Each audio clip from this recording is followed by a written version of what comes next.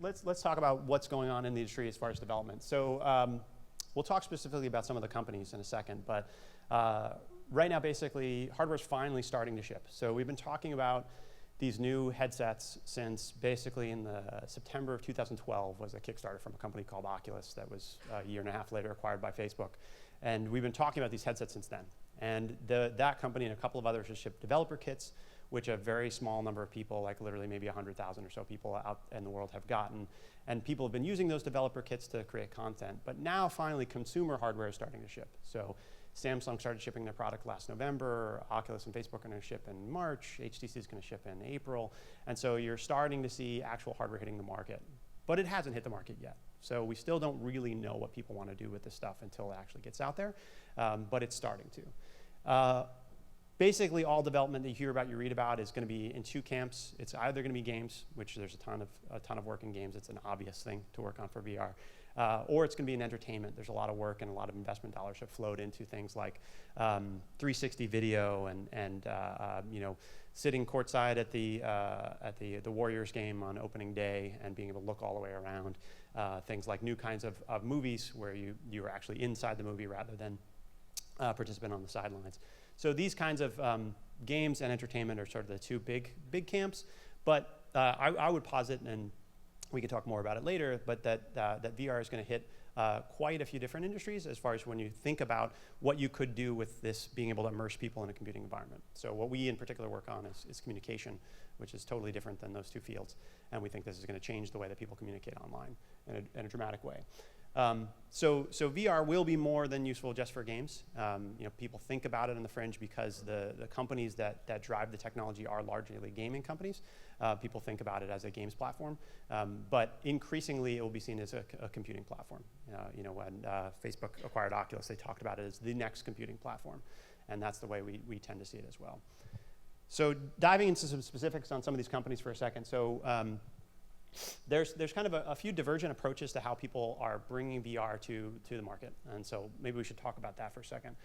So on this side, you've got Facebook, Oculus, and HTC Valve, and these are two approaches where they're focused on really high end. Okay, so the best experience, the best graphics, the lowest latency, the best of the best hardware.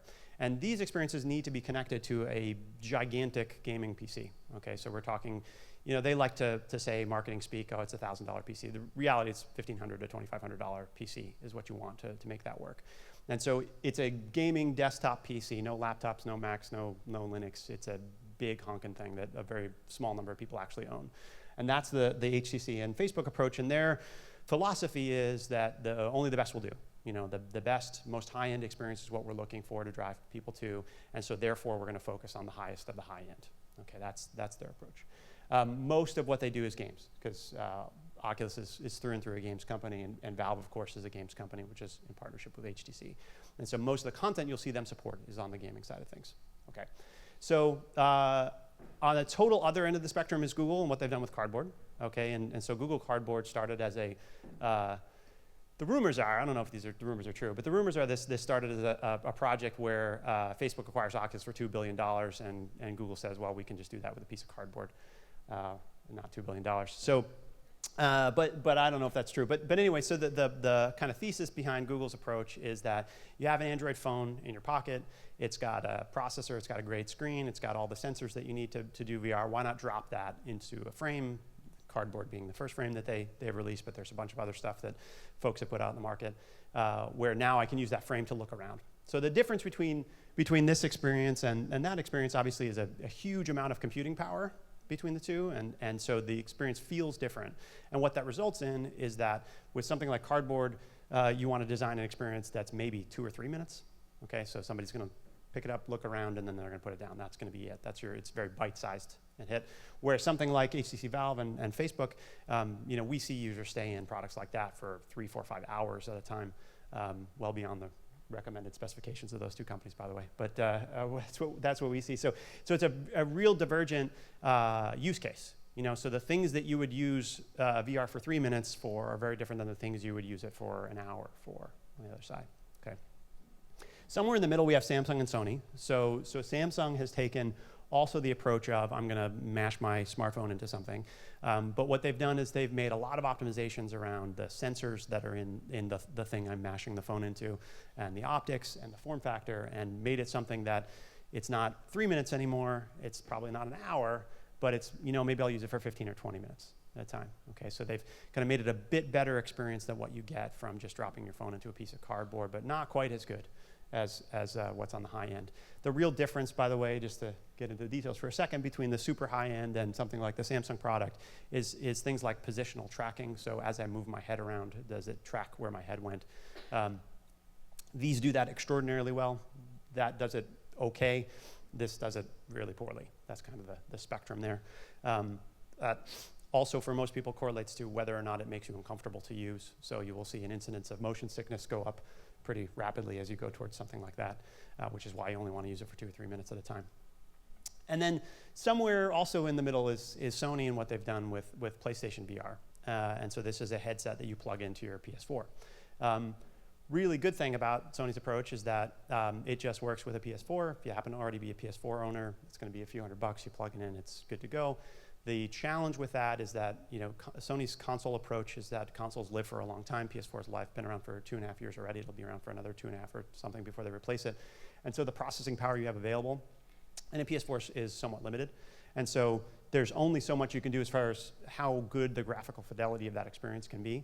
And so it's not going to approach something like this where you have a $2,000 PC. It's going to be something less than that. And so for those of you, again, who resolution means anything to, these are close to 1440p resolution in the headset, whereas this Sony is a 1080p.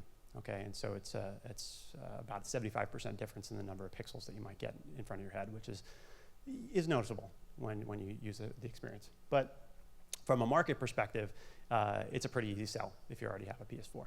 Yeah. But the experience of the Sony is better than Samsung. It is, yeah. So it is in a lot of dimensions. Actually, the screen on the Samsung is much nicer than the one on the Sony. So the screen's nicer here. The tracking's better here. So it's a bit of apples and oranges. Yeah. Okay, there's going to be a ton more people in this space. I mean, I think by this time next year, basically anybody that makes a cell phone is probably going to have something on one of these spectrums. Okay, either something I mash my phone into, or something that I plug into a PC, or just some kind of cardboard clone. So you'll see a lot of entrants in the space over this next year. You'll probably see some startups in the space as well. I think it's fair to say, though, given the huge range of form factors and user experiences here, that nobody's quite got it figured out yet, as far as what's going to work in VR, what tens of millions of people are going to use. I mean, the best case estimates from some people that you read are, this year, this is like hundreds of thousands of people on this end, maybe low single-digit millions. Samsung is maybe a few million people. Google gives these things away like candy, and so they say they have 5 million people out there. I would doubt if 5 million people have actually used the thing. And then Sony's got an installed base of like 35 million PS4s, and so depending on the attach rate there, they'll get probably a few million people as well. But it's not, it's not iPhone launch, right? When the iPhone came out, they sold 1.5 million units a month for the first 18 months. It's not that. We're not there yet with VR.